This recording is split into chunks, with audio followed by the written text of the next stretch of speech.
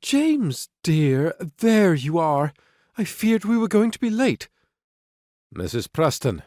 James bowed politely enough, but her pleasant expression fell into a scowl, and he relented with a sigh. Maggie.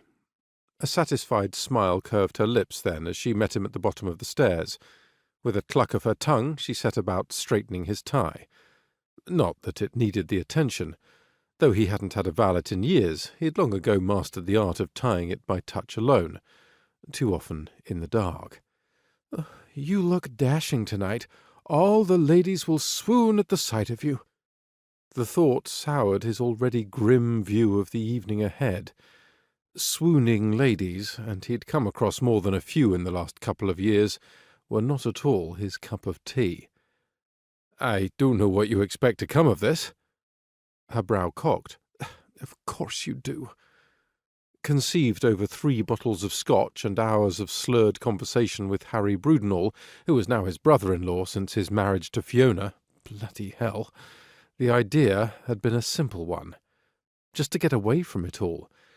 Get away from his moony-eyed brothers, away from the constant cooing of adults and the increasing number of children that were resulting from said moony-eyed cooing. Away from any reminder he might not have done quite the right thing in letting his Mrs. Ross slip away. Perhaps set his mind to being a wee bit moony-eyed himself. It had taken but a moment for the idea to evolve from inkling to action. All he'd needed to do was acknowledge marriage might not be as horrific an institution as he'd previously believed, and prepare to be gobsmacked at any moment by a lovely lady, one who would lead him into the sweet oblivion his brothers all currently resided in. But in the 2 intervening years he'd met with no great success. Having already waded through the available ladies of Edinburgh, he took in the season that spring in London, covertly searching for a wife. Bearing the gibes and teasing of those few who guessed his purpose and knew well his previous disinclination for marriage with ill humour, he had been a stalwart in his mission, determined not to return home without a wife on his arm. A loving wife, that was.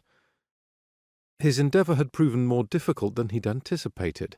The crop of débutantes that spring were the same as they had always been, a flock of pasty, pasteled pigeons unable to rouse even the faintest iota of interest in a man searching for a woman of spirit and passion. So James left Britain. Left his family behind without any hint of his intentions, certain a land that had produced such extraordinary ladies as his American sister-in-law Eve and her sister Kitty would have more of the same to offer. He had extended his quest to the Americas.